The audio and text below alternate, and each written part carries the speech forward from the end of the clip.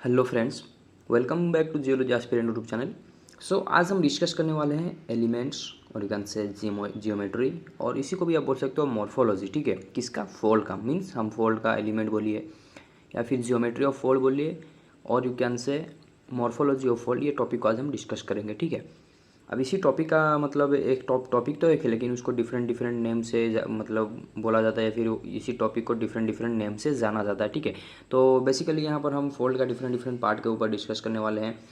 इससे पहले वाले वीडियो में, in previous video we have discussed about fold. Fold क्या है हमने देखा था। ठीक है, किस तरीके से फोल्ड बनता है, अंडुलेशन को ही हम एक फोल्ड बोलते हैं और मेनली वो आपको सेडिमेंट्री रॉक वगैरह में देखने को मिलेगा। तो ये सब चीज़ हमने प्रीवियस वीडियो में देख लिया था। आपने अगर अभी तक वो वीडियो नहीं देखा तो डिस्क्रिप्शन में प्लेलिस्ट का लिंक है स्ट्रक्चरल जियोलॉजी का, वहाँ पर जाके आप स्ट्रक्चरल जियोलॉजी का लेक्चर नंबर 3 आप जाके देख सकते हैं, ताकि आपको एक क्लियर आइडिया आ जाए। अगर आपको पहले से ही फोल्ड के बारे में बेसिक आइडिया है तो you can watch from here, तो यहाँ पर सभी आप देख सकते हैं। ठीक है, तो बेसिकली यहाँ पर जो हम टॉपिक लेने वाले हैं मॉर्फोलॉजी ऑफ फोल्ड, तो इसमें क्या क्या हम देखेंगे। लाइक अब बोल सकते हो डिफरेंट पार्ट ऑफ फोल्ड।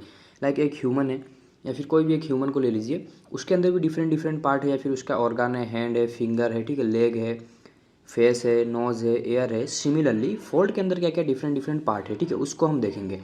तो कुछ पार्ट को हम जो डिस्कस करने वाले हैं सिर्फ उसका नेम को देख लेते हैं, देन हम वन बाय वन देखेंगे। तो हम देखेंगे crest, trough, then you have hinge. ठीक है, हिंज के रिगार्डिंग हिंज लाइन रहेगा, हिंज पॉइंट रहेगा। ठीक है, अब एक पॉइंट रहेगा तो उसको हम हिंज पॉइंट बोलेंगे, और मल्टीपल उसी पॉइंट के अलोंग अगर एक लाइन को हम कनेक्ट कर लेते हैं तो that is nothing but your hinge line. Similarly you have inflation line and inflation point. ठीक है, एक पॉइंट रहेगा तो उसको इन्फ्लेशन पॉइंट बोलेंगे, और मल्टीपल पॉइंट जब एक लाइन में आ जाएगा या फिर उसको हम कनेक्ट करके एक लाइन बना लेंगे इन्फ्लेशन पॉइंट को, तो that is your inflection point. Then you have limb, axial plane, axis of fold, enveloping surface, ठीक है, मेडियन सरफेस, एक्सटॉर्स, ठीक है, then you have intrados, plunge of fold, amplitude, wavelength, then you have interlimb, angle and core of fold. तो ये उसका different different part है fold का, तो इसको हम देखने वाले हैं वन बाय वन। तो स्टार्ट कर लेते हैं विदाउट लेटिंग। तो सबसे पहले हम स्टार्ट करेंगे विद द क्रेस्ट। ठीक है, तो ये जो फोल्ड है ये आपको 2D में दिख रहा है। इसी को अगर आप एक्सटेंड करते हो तो ये आपको 3D में भी दिखने लगेगा। 3D में मीन्स इसी को अगर आप एक्सटेंड कर लेते हो तो इस तरीके से ये आपको फिर 3D में दिखने लगेगा। ठीक है, तो इसको हम 2D में ही देखने को ट्राई करेंगे। तो आई होप आपको एक क्लियर आइडिया आ गया होगा कि ये 2D में किस तरीके से फोल्ड है, और 3D में अगर इसको हम देखते हैं तो कुछ इस तरीके से ये आपको दिखेगा। ठीक है, तो फिर देखते हैं क्रेस्ट क्या है। देखिए, इस पॉइंट को हम बोलेंगे क्रेस्ट, मीन्स सबसे जो हाईएस्ट पॉइंट रहता है ना फोल्ड का, उसी को ही हम बोलेंगे क्रेस्ट। एंड ट्रफ किसको बोलेंगे? सबसे जो लोएस्ट पॉइंट रहेगा उसको हम बोलेंगे ट्रफ। और ये जो distance between crest to trough जो रहता है, या फिर sloping side from crest to trough, that is your limb. ठीक है, तो इसका डेफिनेशन के वाइज देखते हैं। Crest the highest point of a fold. Fold का हाईएस्ट पॉइंट को हम क्रेस्ट बोलेंगे, जो कि हमने देखा। देखिए हाईएस्ट पॉइंट यहाँ पर है। ठीक है, इसको हम हाईएस्ट पॉइंट नहीं बोल सकते, ठीक है, क्योंकि ये देखिए ऊपर में है। मीन्स हाईएस्ट पॉइंट को हम क्रेस्ट बोलेंगे और लोएस्ट पॉइंट को हम ट्रो बोलेंगे। यहाँ पर हम ट्रो नहीं बोल सकते क्योंकि लोएस्ट पॉइंट ये है। ठीक है, यहाँ पर ट्रो अगर बोलते हैं ये गलत हो जाएगा। लोएस्ट पॉइंट को ही हम ट्रो बोलेंगे, हाईएस्ट पॉइंट को क्रेस्ट बोलेंगे। और क्रेस्ट और ट्रो के बीच में जो स्लोपिंग साइड रहता है फोल्ड का, दैट इज योर लिम्ब। ठीक है, so limb is the sloping side from crest to trough. then you have inflation point. अब inflation point क्या है इसको पहले डेफिनेशन में समझ लेते हैं, देन हम फिगर में समझने को ट्राई करेंगे। ठीक है, सो इन्फ्लेशन पॉइंट क्या है देखते हैं। द पॉइंट, एक पॉइंट मतलब इन्फ्लेशन पॉइंट बोले तो वो एक पॉइंट ही रहेगा ना, वो अभी लाइन नहीं है। ठीक है, लाइन उसको हम जब मल्टीपल पॉइंट को कनेक्ट करेंगे लाइन बनाएंगे, देखेंगे हम, don't worry. So the point on a fold. Fold में एक ऐसा पॉइंट है where the rate of change of slope is zero. जहाँ पर स्लोप का जो चेंज रहेगा उसका रेट क्या रहेगा? Zero. Usually chosen as mid point, और उस मिड पॉइंट लिम्ब का मिड पॉइंट को ही हम मतलब यूजुअली चूज करते हैं। अब ऐसा नहीं कि हमेशा से ही, मतलब मैक्सिमम टाइम देखा गया है लिम्ब का मिड पॉइंट को, या फिर लिम्ब का मिड पॉइंट मीन्स फोल्ड का, उसी को ही हम बोलते हैं मिड पॉइंट। क्योंकि फोल्ड तो दो लिम्ब से बन रहा है ना, अगर लिम्ब का मिड पॉइंट है मीन्स वो फोल्ड का भी मिड पॉइंट है। ठीक है, तो जहाँ पर से रेट ऑफ स्लोप जो क्या हो जाएगा? जीरो हो जाएगा। ठीक है, अगर ये डेफिनेशन नहीं समझ में आता और एक डेफिनेशन देखते हैं। A point on a fold, एक ऐसा पॉइंट है फोल्ड में where change in the sense of curvature. तो कर्वेचर का जो चेंज रहता है उसका मतलब सेंस में चेंज आएगा। ठीक है, फिर से समझिए, अ point on A fold, fold में कैसा पॉइंट हो यार, change in the sense of curvature, curvature का जो सेंस रहता है उसमें चेंज आपको देखने को मिलेगा, ठीक। कोई चीज़ एक सेंस से चल रहा था लेकिन वहाँ पर फिर अचानक से चेंज आ जाएगा, उसको हम बोले इन्फ्लेशन पॉइंट। अब बोलोगे ये क्या बोल रहा है मास्टर, तो समझ में ही नहीं आ रहा है, ठीक है, कन्फ्यूजन हो रहा है। तो चलिए फिर फिगर में देखते हैं। ये अगर आपके पास एक फोल्ड है, ठीक है, तो ये फोल्ड में हमने क्या बोला, एक सबसे पहले हमने देखा मिड पॉइंट ऑफ फोल्ड। अब फोल्ड हम किसको बोल रहे हैं, ये देखिए कंप्लीटली एक फोल्ड बन गया, ठीक है। अब ये फोल्ड बन गया मीन्स इसका मिड पॉइंट, तो मिड पॉइंट कौन सा होगा, ऑब्वियसली ये पॉइंट को हम मिड पॉइंट बोलेंगे ना, क्योंकि दो लिम से एक फोल्ड बन रहा है, फोल्ड का मिड पॉइंट मीन्स लिम का मिड पॉइंट। तो ये लिम है हमने देखा, तो ये मिड पॉइंट है सबसे पहला बात, यहाँ पर से भी हम फाइंड आउट कर सकते हैं। बट वो यूजुअली देखा जाता है, बट हमेशा ऐसा नहीं देखा जाता है। Usually means maximum time mid point को ही हम कंसिडर करते हैं as a inflection point, but हमेशा से ऐसा कंसिडर हम नहीं कर सकते, ठीक है। तो फिर क्या करेंगे, जहाँ पर आपको rate of change of slope क्या रहेगा, जीरो देखने को मिलेगा। मीन्स यहाँ पर देखिए, अगर आप अच्छे से देखते हो स्लोप यहाँ पर क्या मतलब चेंज हो रहा है, यहाँ पर जीरो हो जा रहा है एक टाइम के लिए, ठीक है। यहाँ पर से जैसे देखिए स्लोप में कहीं ना कहीं मतलब एक एंगल बनते हुए वेरिएशन देखने को मिल रहा है, यहाँ पर पूरा स्लोप जीरो हो जाता है। या फिर हमने क्या देखा था, चेंज ऑफ कर्वेचर जो रहता है वो sense of change of curvature means देखिए ये चीज़ ऐसे आ रहा था फोल्ड, मतलब हम क्या बोल रहे हैं चेंज ऑफ कर्वेचर, कोई भी चीज़ ऐसे आ रहा है तो वो इसका मतलब क्या, यहाँ से ऐसे आ रहा है, यहाँ पर ऐसे घूमना चाहिए, लेकिन यहाँ पर से देखिए वो चेंज हो गया, इस तरीके से हो गया। तो इसी पॉइंट को, जिस पॉइंट से वो चेंज दिखाया, देखिए ये फोल्ड ऐसे आ रहा है मीन्स यहाँ पर से ऐसे जाना चाहिए, ऐसा हम सोच रहे हैं, लेकिन ऐसा जा नहीं रहा है। क्यों, क्योंकि यहाँ पर ही उसका चेंज देखने को मिला, किसमें, कर्वेचर में, मीन्स सेंस ऑफ कर्वेचर जो था उसमें चेंज देखने को मिला। इस पॉइंट से ये फिर इधर घूम गया ना, तो that point is your inflection point. तो आपको एक क्लियर आइडिया आ गया होगा इन्फ्लेशन पॉइंट के रिगार्डिंग। तो इसी पॉइंट के मतलब देखिए, अगर ये फोल्ड को आप पीछे 3D में देखते हो तो ऐसे ही और भी बेड देखने को मिलेंगे, बेड का थिकनेस क्या रहेगा वो डिपेंड करता है। तो इसी तरह मल्टीपल जब हम इन्फ्लेशन पॉइंट को कनेक्ट करेंगे तो you get a inflation point का एक लाइन मिलेगा, that line is nothing but your inflation line, ठीक है। मल्टीपल पॉइंट को जब आप कनेक्ट करते हो, सिमिलरली यहाँ पर इसी तरह की, जैसे ये क्रेस्ट पॉइंट है, बहुत सारे क्रेस्ट को अगर आप कनेक्ट करते हो क्रेस्ट पॉइंट को, तो एक क्रेस्ट का लाइन बनेगा, और इसी तरह ट्रफ का भी एक लाइन यहाँ पर आपको दिखेगा। आई होप आपको क्लियर आइडिया आ गया होगा इन्फ्लेशन पॉइंट क्या है, इन्फ्लेशन लाइन क्या है।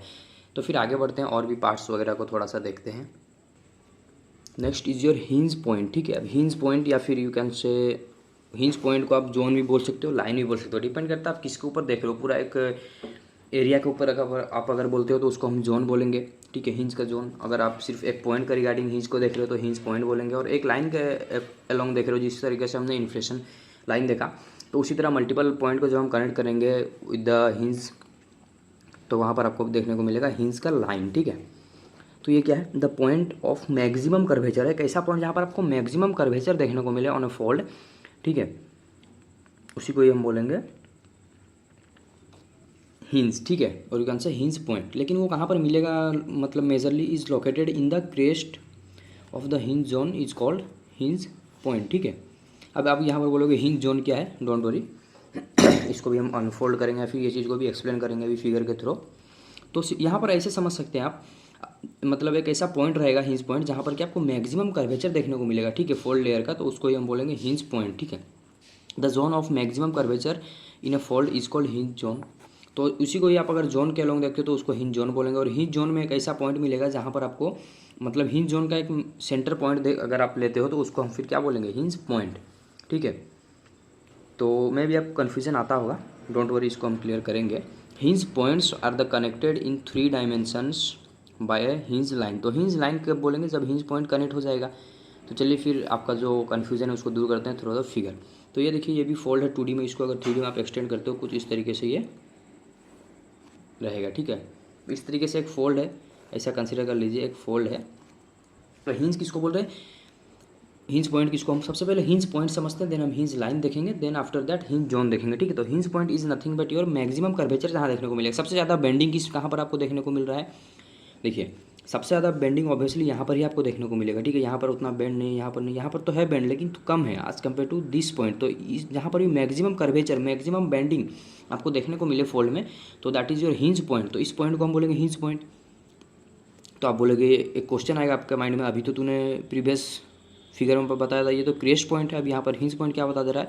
तो समटाइम्स कुछ ऐसा होता है कि फोल्ड में क्रेस्ट और हिंज पॉइंट एक दूसरे के साथ कोइंसाइड कर जाते हैं, ठीक है। बट ऐसा ऑलवेज या फिर हमेशा नहीं होगा। कैसे नहीं होगा, देखते हैं, साइड में एक फिगर है, उसको अगर देखते हो आप राइट साइड में, तो ये भी एक टाइप का फोल्ड है, ठीक है। इसको भी 3D में एक्सटेंड करते हो मतलब एक्सटेंड आप करोगे तो समझ में आएगा, ठीक है। 2D में इसको फिलहाल समझने को ट्राई करते हैं क्योंकि पीछे स्पेस नहीं है इसको एक्सटेंड करने का, नहीं तो एक्सटेंड करके भी मैं आपको समझाने को ट्राई करता, ठीक है।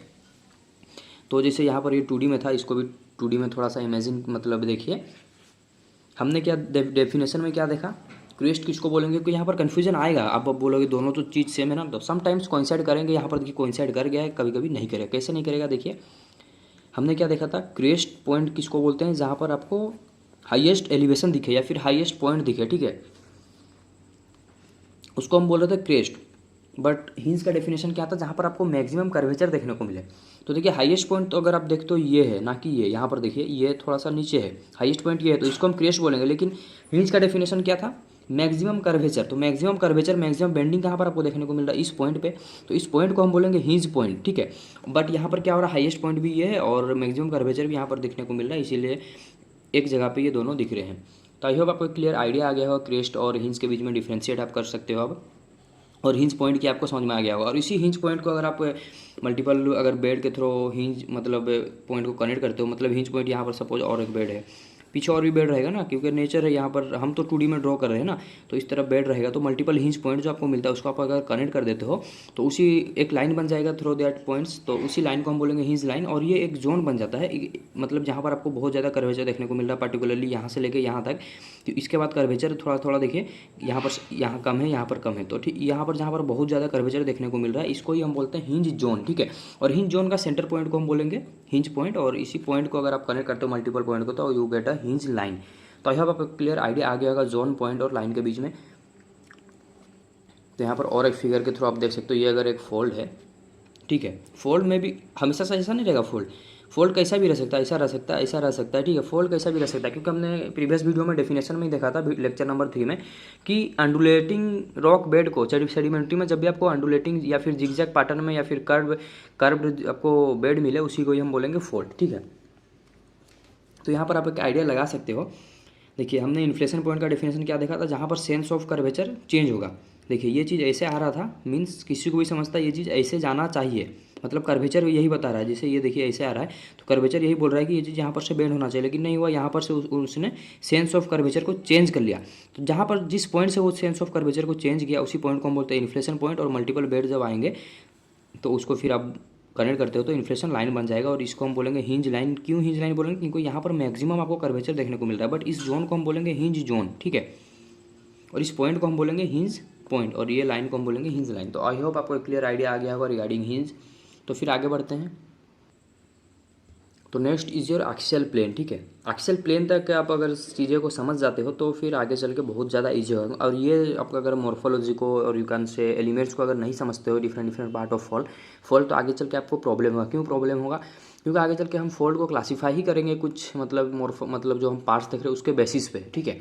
तो आपको अगर यहाँ पर अच्छे से समझ में आता है तो वहाँ पर और भी इजी बन जाएगा, और यहाँ पर आप नहीं समझते हो, कन्फ्यूज हो जाते हो, तो वहाँ पर और भी ज़्यादा कन्फ्यूजन बढ़ जाएगा, ठीक है। तो अच्छे से सब कुछ को समझिए, अगर कुछ भी डाउट रहे तो आप कमेंट सेक्शन में जरूर पूछ सकते हैं। तो next one is your axial plane. अब एक्सियल प्लेन क्या है, तो डेफिनेशन देखते हैं, फिर फिगर के थ्रू उसको समझेंगे, ठीक है। इमेजिनरी प्लेन, तो ये क्या है, एक इमेजिनरी प्लेन है, रियलिटी में फॉल्ट के अंदर ये प्लेन नहीं रहता है, ठीक है। सबसे पहले ये चीज़ क्लियर कर लीजिए, this is a imaginary plane that is equidistance, तो जो कि इक्वल डिस्टेंस में रहेगा फ्रॉम ईच लिम्ब। अब आप बोलोगे लिम्ब क्या है, लिम्ब तो हमने अभी देखा, क्रेस्ट ट्रो के बीच में जो स्लोपिंग साइड रहता है, और यू कैन से जैसे फोल्ड हम बना रहे थे इस तरीके से, ये क्रेस्ट है, ये ट्रफ था, तो ये जो पार्ट रहा ना, इसको ही हम क्या बोल रहे हैं, लिम्ब, ठीक है। तो this is the axial plane is nothing but your imaginary plane which क्या कर रहा है, दैट इज इक्यू डिस्टेंस, जो कि इक्यू डिस्टेंस है फ्रॉम ईच लिम्ब, तो ईच लिम्ब से इक्यू डिस्टेंस है, and which bisects the angle between them, means एक ऐसा प्लेन है जो कि इक्यू डिस्टेंस है। यहाँ इस लिम्ब से देखिए जितना वो डिस्टेंस में रहेगा, यहाँ पर से भी उतना ही डिस्टेंस में रहेगा, ठीक है। इसे हम ड्रॉ कर सकते हैं। ये क्या है, एक एक्सियल प्लेन है 3D में, अगर आप इसको थोड़ा सा देखते हो तो आई होप आपको एक समझ में आ गया होगा, नहीं भी समझ में आया तो अभी फिगर के थ्रू देखेंगे। और which bisects the angle between them, और इसके बीच में जो एंगल बन रहा है ना, ये भी इक्वली उसको बाइसेक्ट करेगा, क्योंकि इक्वल डिस्टेंस में है तो इक्वली बाइसेक्ट करेगा। तो देखिए ये है क्या, इमेजिनरी प्लेन है, हम इसको इमेजिनरी प्लेन लेते हैं। क्यों, क्योंकि फोल्ड को जब हम आगे चल के डिस्क्राइब करते हैं तो ईजी हमें हो जाए, इसीलिए हम एक इमेजिनरी प्लेन लेते हैं। ये आपका फोल्ड है, तो फोल्ड से एक ऐसा प्लेन हम पास कराएंगे जो कि इमेजिनरी प्लेन रहेगा, जो कि कट करेगा या फिर इक्वल डिस्टेंस रहेगा। मीन्स ये लिम्ब से ये प्लेन में जितना डिस्टेंस देखने को मिलेगा यहाँ पर भी सेम डिस्टेंस होना चाहिए, तभी आप उसको बोल सकते हो एक्सेल प्लेन। और ये जो बाइसेट करेगा ना, ये एंगल को इक्वली बाइसेट करेगा, ठीक है। तो this is your axial plane divides a fold into two equal halves. तो एक फोल्ड को दो इक्वल हाफ में भी ये डिवाइड करता है। कैसे? देखिए, ये एक हाफ बन गया और ये एक हाफ बन गया, ठीक है। तो this is your axial plane, then you have axis of fold. अब एक्सेल प्लेन अगर समझ गए हो तो एक्सिस ऑफ फोल्ड समझने में बहुत ज़्यादा ईजी हो या फिर बहुत ज़्यादा ईजी है। सिर्फ डेफिनेशन को देखिए। An axis of fold is defined as the, तो एक्सिस ऑफ फोल्ड क्या है, उसको किस तरीके से हम डिफाइन करेंगे? तो एक लाइन है, ठीक है। Axis of fold is nothing but a line. तो यहाँ पर कंफ्यूज नहीं होना है कि एक्सिस ऑफ फोल्ड एक पॉइंट रहेगा। एक्सिस ऑफ फोल्ड मीन्स आपको समझ जाना है कि ये एक लाइन के बारे में बताया जा रहा है, और वो लाइन कैसा रहेगा? Line of intersection. तो लाइन जो रहेगा वो इंटरसेक्ट करेगा किसके बीच में? Axial plane and the surface of the constituent rock bed. तो रॉक बेड और एक्सेल प्लेन के बीच में जो भी एक इंटरसेक्ट सेक्शन के द्वारा लाइन बनता है, that line is your axis of fold. Means यहाँ पर अगर आप देखते हो, ये तो एक्सेल प्लेन है, हमने क्या देखा? एक्सेल प्लेन और रॉक बेड के बीच में जो ड्यू टू द इंटरसेक्शन एक लाइन बन रहा है, that is your axis of fold. तो ये देखिए, ये एक्सेल प्लेन है और ये कहाँ पर इंटरसेक्ट कर रहा है? इस लाइन पे। तो ये लाइन को ही हम क्या बोलेंगे? This line is your axis of fold. तो आई होप आपको क्लियर आइडिया आ गया होगा कि एक्सिस ऑफ फोल्ड किसको बोलते हैं। तो इसको अगर ड्रॉ भी करके देखते हैं, ये एक फोल्ड है, इसको 3D में थोड़ा सा पीछे हम एक्सटेंड करने को ट्राई करेंगे। तो हमने क्या देखा? ये आपका क्या है? एक्सियल प्लेन है। अगर थोड़ा सा इसको आप समझने का कोशिश करते हो, ये अगर एक्सियल प्लेन है तो जहाँ पर भी ये एक्सियल प्लेन इस फोल्ड का सरफेस को कट करता है, रॉक बेड को, that is your axis. Okay, axis of fold. Then you have core of fold. अब फोल्ड का कोर क्या है? जैसे आप बोलते हो ना, इंटीरियर ऑफ द अर्थ आपने पढ़ा, वहाँ पर आपने बोला क्या? अर्थ का कोर। अर्थ का कोर मीन्स ये अगर अर्थ है, ऊपर में क्रस्ट रह जाता है, देन ये पार्ट रहता है आपका mental, and this is your core. Means ये सेंटर में है, अर्थ का सेंटर में, इसीलिए हम इसको क्या बोल रहे हैं? अर्थ का कोर। सिमिलरली फोल्ड का सेंटर में जो पार्ट रहेगा उसको हम बोलेंगे फोल्ड का कोर, ठीक है। The region towards the inner और कनकेव साइड। मीन्स अगर आप एक फोल्ड यहाँ पर ऐसे ड्रॉ भी कर लेते हो, ये देखिए इस तरीके से, ये एक फोल्ड है ना। तो थोड़ा सा इमेजिन कर लीजिए, हर जगह 3D में बनाने के लिए लेट भी होगा और थोड़ा सा स्पेस भी कम है। सो इनर पार्ट आप बोल सकते हो, ठीक है। The region towards the inner और कनकेव। तो कनकेव साइड कौन सा है? ये देखिए, इस साइड को हम कनकेव साइड बोलते हैं और इसी साइड को हम बोलेंगे कन्वेक्स। तो यहाँ पर बोला क्या जा रहा है? Concave side of a fold. तो इस फोल्ड का कनकेव साइड क्या है? यहाँ से यहाँ तक अगर आप देखते हो, ये है इसका कनकेव साइड। सिमिलरली यहाँ से यहाँ तक अगर आप देखते हो, ये है इसका कनकेव साइड। तो कनकेव साइड, ठीक है। The region towards the inner और concave side of a fold layer is describe as the core. तो इस पार्ट को हम कोर बोलेंगे, ठीक है। This part are your core. तो इस पार्ट को हम कोर बोलेंगे, कोर ऑफ फोल्ड। तो कोर भी समझ में आ गया हो। देन हम देखते हैं एक्स्ट्रा डॉट्स और इंट्रा डॉट्स क्या है, ठीक है। The boundary surface on the convex and concave side. अब कन्वेक्स कनकेव अभी मैं आपको बताया, convex and concave side of a fold layer is called extra dots and intra dots respectively. Means हमने क्या देखा? बाउंड्री सरफेस को ही हम क्या बोल रहे हैं? एक्स्ट्रा डॉट और इंट्रा डॉट। बट कंडीशन क्या है? एक्स्ट्रा डॉट बोलने के लिए कन्वेक्स साइड का बाउंड्री सरफेस को हम क्या बोलेंगे? एक्स्ट्रा डॉट्स, और कनकेव साइड का बाउंड्री सरफेस को ही हम बोलेंगे इंट्रा डॉट्स। तो यही है, ये बाउंड्री सरफेस को ही हम क्या बोल रहे हैं? Intra dots. और इसी बाउंड्री सरफेस को हम क्या बोलेंगे? कन्वेक्स साइड का बाउंड्री सरफेस को एक्स्ट्रा डॉट। तो इसको हम क्या बोलेंगे? कोर, क्योंकि ये सेंट्रल पार्ट है। और यहाँ पर अगर आप बोलते हो एक्स्ट्रा डॉट क्या है, तो देखिए कन्वेक्स साइड को ही एक्स्ट्रा डॉट बोलेंगे और कनकेव साइड को ही इंट्रा डॉट बोलेंगे, ठीक है, इंट्रा डॉट्स। तो ये भी आई होप समझ में आ गया होगा। देन हम देखते हैं नेक्स्ट और एक चीज़ है इंटरलिम्ब एंगल। तो फोल्ड का इंटरलिम्ब एंगल क्या है? आप देखिए, जैसे आप बोलते हो इंटर कॉलेज, ठीक है, आपके कॉलेज के बीच में स्पोर्ट्स वगैरह होता है तो इंटर कॉलेज बोलते हो।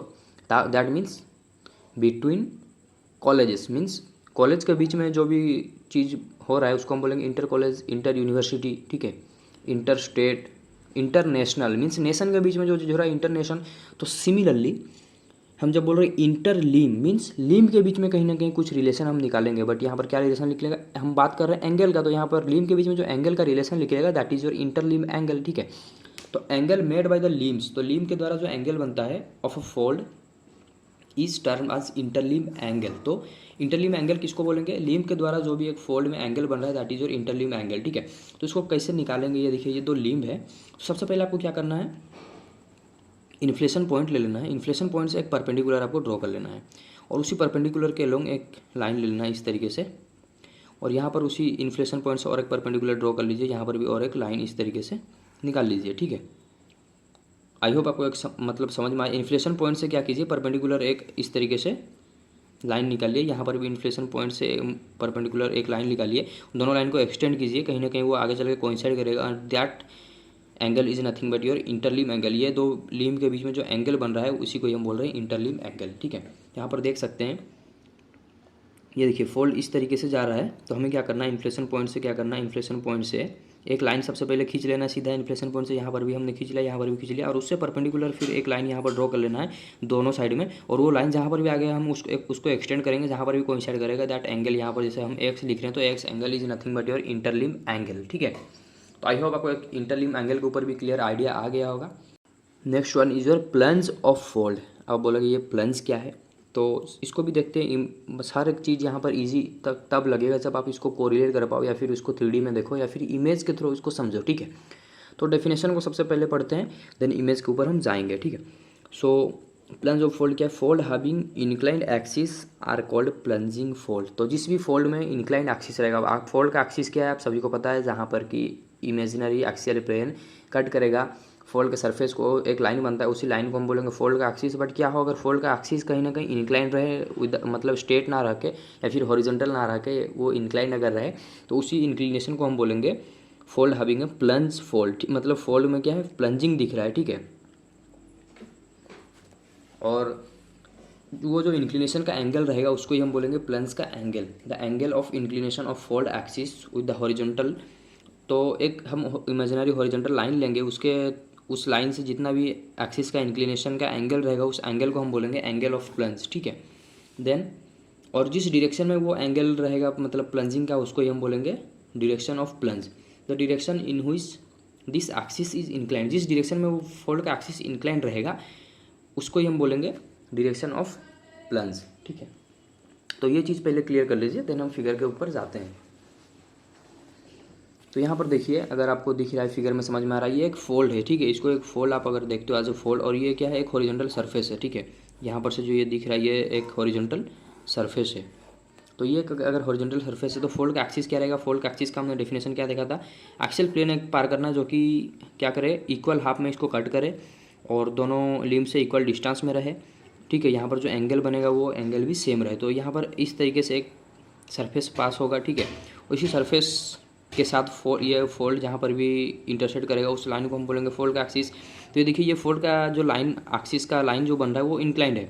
ठीक है, और एक मतलब फोल्ड के थ्रू इसको समझते हैं, इसको आप अगर एक्सटेंड इस तरीके से करते हो तो ये देखिए, यहाँ पर भी आप फोल्ड का एक्सिस ले रहे हो, लेकिन ये देखिए ये एक्सिस क्या है, स्ट्रेट है ना कि इंक्लाइंड। ये इस तरीके से इंक्लाइंड नहीं है। तो समटाइम्स नेचर में ऐसे भी फोल्ड बनते हैं जो कि इंक्लिनेशन दिखाते हैं, एंड उसी इंक्लिनेशन को हम क्या बोल रहे हैं, प्लंज। ठीक है, प्लंजिंग ऑफ फोल्ड। ठीक है, या फिर यू कैन से प्लंजिंग फोल्ड, जो भी आप बोलिए, बट प्लंज का एंगल रहता है, उसका डायरेक्शन रहता है, हर एक चीज़ अभी हमने डेफिनेशन में ही डिफाइन कर लिया। तो इस ये जो एंगल बन रही है, जो देखिए एक्सिस है ये इंक्लाइंड है, तो यहाँ पर एक इमेजिनरी हॉरिजॉन्टल लाइन हम ले लेंगे, और इस लाइन से ये देखिए जो डॉट डॉट में ये लाइन दिख रहा है, इस लाइन से जितना भी एंगल बन रहा है that angle is your plunge का एंगल, और जिस डायरेक्शन में ये एंगल बन रहा है उस डायरेक्शन को हम बोलेंगे प्लंज का डायरेक्शन।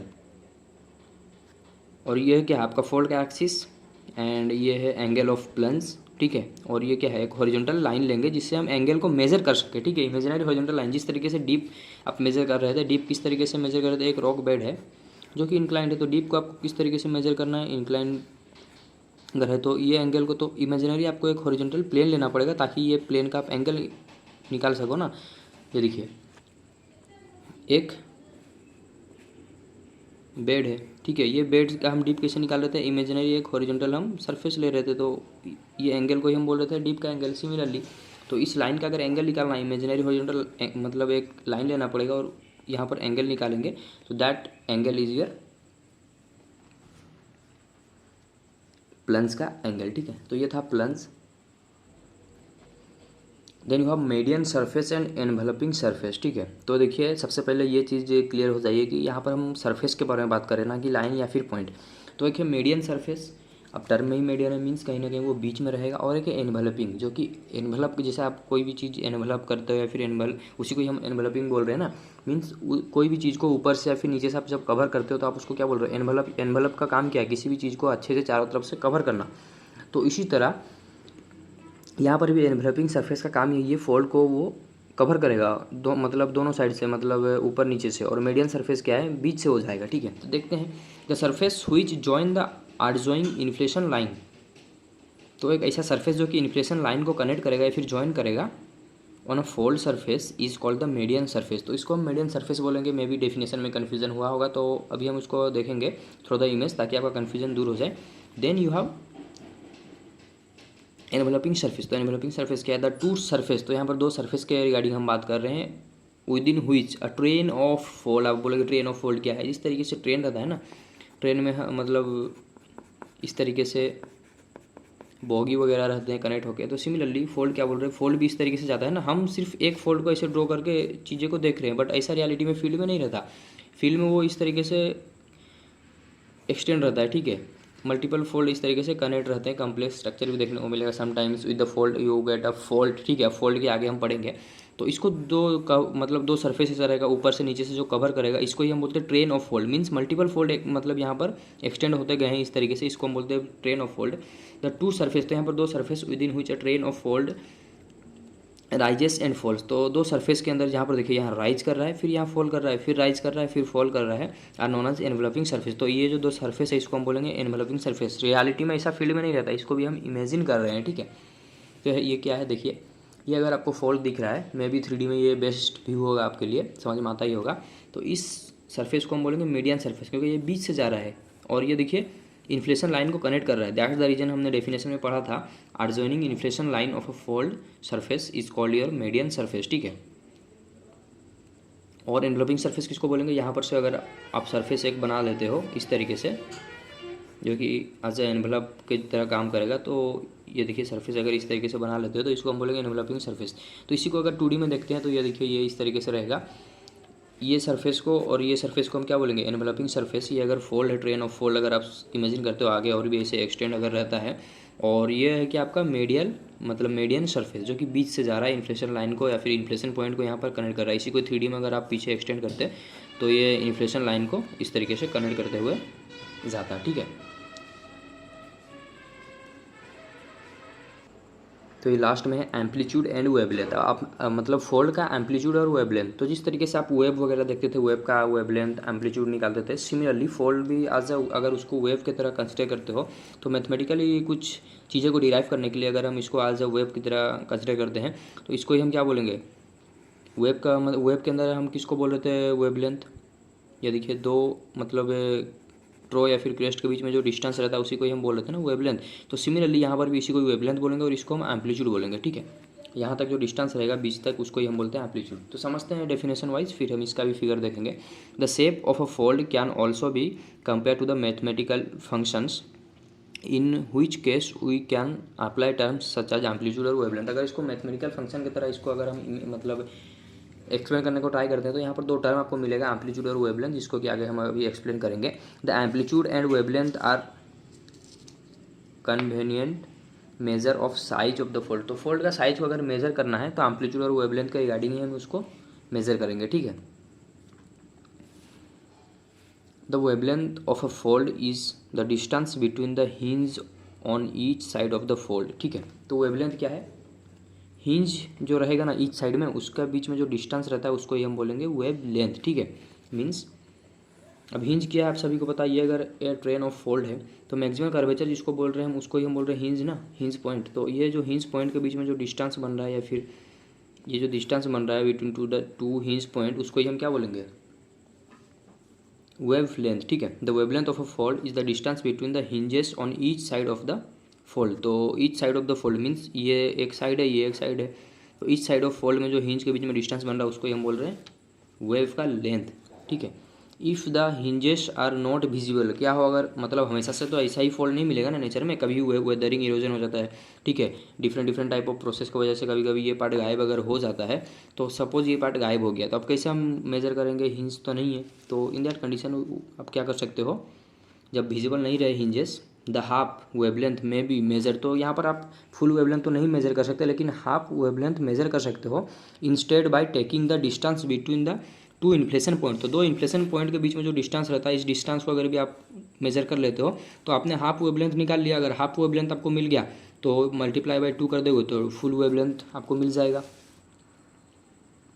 तो आई होप आपको एक वेवलेंथ के ऊपर क्लियर आइडिया आ गया होगा। देन एम्पलीट्यूड को समझते हैं, उसके बाद हम फिगर में देखेंगे, ठीक है।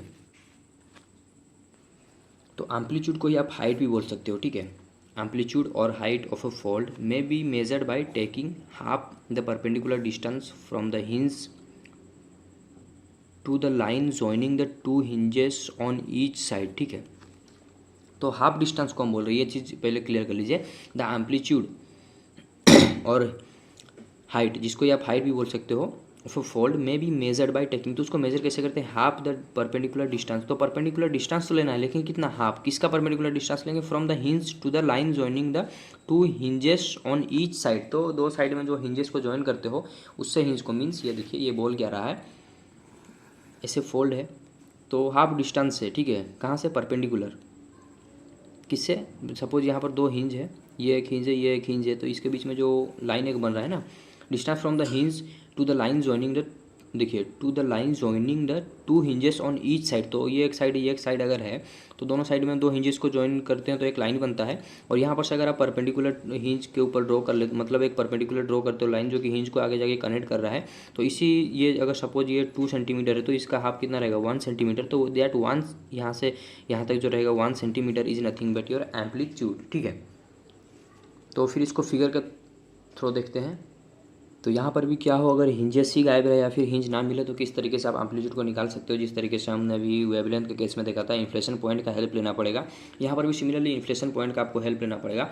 द परपेंडिकुलर डिस्टेंस, तो परपेंडिकुलर डिस्टेंस लेंगे from the hinge to the line joining the two nearest inflection point, means ये देखिए these are nothing but your inflection point. क्यों इन्फ्लेशन पॉइंट, यहाँ पर से सेंस ऑफ कर्वेचर, ये देखिए ये चीज़ ऐसा जाना था लेकिन ना जाके ये इधर आया। सिमिलरली ये चीज़ देखिए ऐसे जाना था लेकिन ना जाके इधर आया, तो इसको हम बोलेंगे जहाँ पर सेंस ऑफ कर्वेचर चेंज हुआ उसको इन्फ्लेशन पॉइंट बोलेंगे। तो ये जो दो इन्फ्लेशन पॉइंट से एक लाइन बन रहा है ना, तो यहाँ पर से एक परपेंडिकुलर लाइन ड्रॉ कर लीजिए टुवर्ड्स योर हिंज, और ये जहाँ मतलब ये जो डिस्टेंस को हम बोल रहे हैं एम्पलीट्यूड, ठीक है। कब, जबकि यहाँ पर हिंज पॉइंट आपको ना मिले, क्योंकि नेचर है हमेशा से आपको आपके अकॉर्डिंग हर चीज़ नहीं मिलेगा।